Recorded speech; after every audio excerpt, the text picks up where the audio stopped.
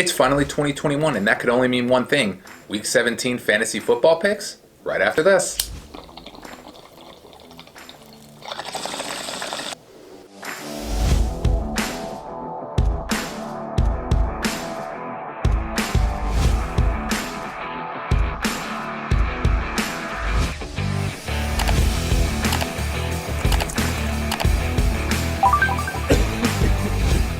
Welcome back, everybody. So happy you could join me on the last pick session of the year, but the first one of 2021. So hopefully you guys won your Super Bowls. Unfortunately, I did not, but I hope you guys also took home some money as well. We do for second place, but it's still not first place, and we're going to get that trophy next year. But now it is week 17. We got a fresh pack here, and we're ready to dive through those lineups. So let's get right into it with the quarterback. But first things first, we are baking our face for 2021.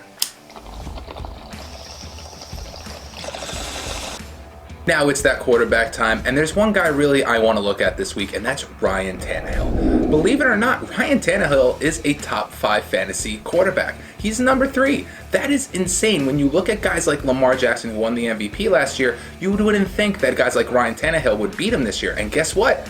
Tanny is. So get him in your lineup this week. I know he's a little expensive at $7,000, but again, it's Houston, it's a division game, and it's for the playoffs, and I really expect Ryan Tannehill is going to throw some heavy balls this week, and we're going to pair him with his wide receiver, which we're going to talk about after the running backs, and we've only just begun.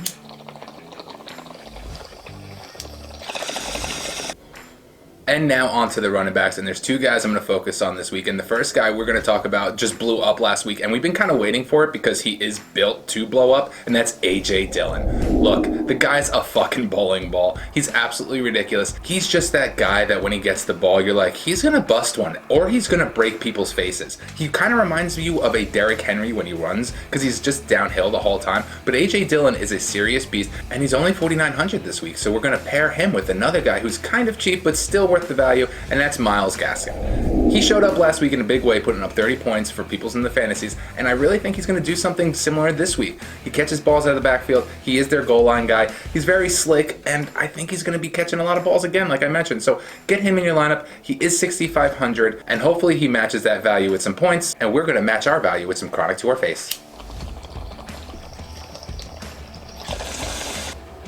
And now let's talk wide receivers. And the first guy we're going to talk about, we're going to be pairing with our quarterback, and that's A.J. Brown. Look, if he's going to be throwing the ball, most of the time it's going to be to A.J. Brown. Guy's an absolute monster. We expected him to be a top 10 wide receiver this year, and he's really showing up, especially late in the season. He's going to put up a lot of points this game. I'm thinking a 20 to 30 burger, because it is Houston, like I mentioned before. They're not really great on defense, and they're going to be throwing up some points in this game. So get A.J. in your lineup, pair him with another guy who's fighting for the playoffs. That's T.Y. Hilton. Look, he didn't show up last week, but he did get the targets.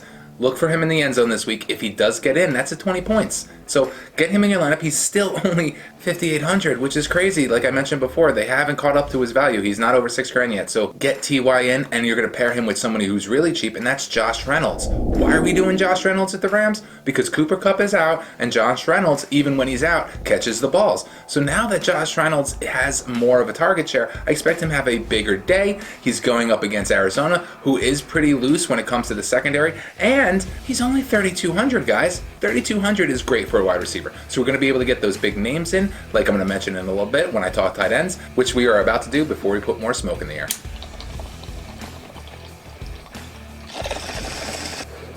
And now let's talk about those tight ends. And the first guy we're going to talk about is someone who's been showing up week in and week out lately, and that's Noah Fant. He is the number 1 guy out in Denver. He's only $4,400, and he's averaging about 10 points the last few games. So I expect him to have another big game this week, especially because Drew Lock is looking for him early and often, and especially in the red zone. So I like him, and we're going to pair him in our flex with another tight end, and that's Travis Kelce. Let's just say it. I was wrong when I thought George Kittle was going to surpass him. It's not fair to say that that's not George Kittle's fault because he was injured most of the season. But look, Travis Kelce had the greatest tight end season in the history of football. He's putting up crazy numbers week in and week out, and I don't expect this week to be any less. So get him in your lineup. I know he's really expensive, but he's averaging 20 points, man. So if you could throw 20 points in your flex or in your tight end position, which is extremely valuable, do it. So get Travis in your lineup. And before we get on to that final defense, cheers, you beautiful mofos.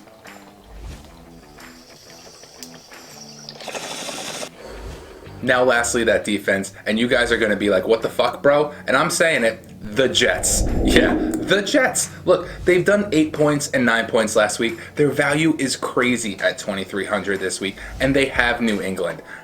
Are they going to go off on New England? Probably not. Are they going to put up 8 points? Maybe. Can they put up 12? Maybe. But that's why we're doing this. 2,300 is a nice value for a shot in the dark in a tournament lineup, so the Jets defense might just stick, especially against that New England team. So get them in the lineup, and that should round out the last lineup for the season, guys. I hope you're copying it, and I hope you made some money along with me this season. Have we won every week? No. Have we won some? Yes. And that's what matters. And all your suggestions have really helped, so I appreciate that. And if you have any for this week, please let me know at GoStonerLife on Instagram. And before we get out of here, you know what time it is. It's dab time. And for our final dab, we got the Dr. Dabber Boost Evo with some of this Ghost OG, which is oh so fire.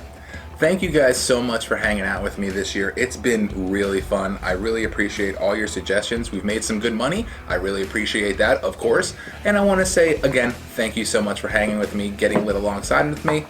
Hope you guys had an amazing new year. It's going to be crazy in 2021. Not much might change, but let's hope for the best because we do need some change out there, especially when it comes to cannabis. Am I right, people? So cheers to all of you. I hope you guys have an amazing 2021. Keep doing what you're doing for the community. Stay beautiful. And most importantly, let's go. Stay lit. 2021.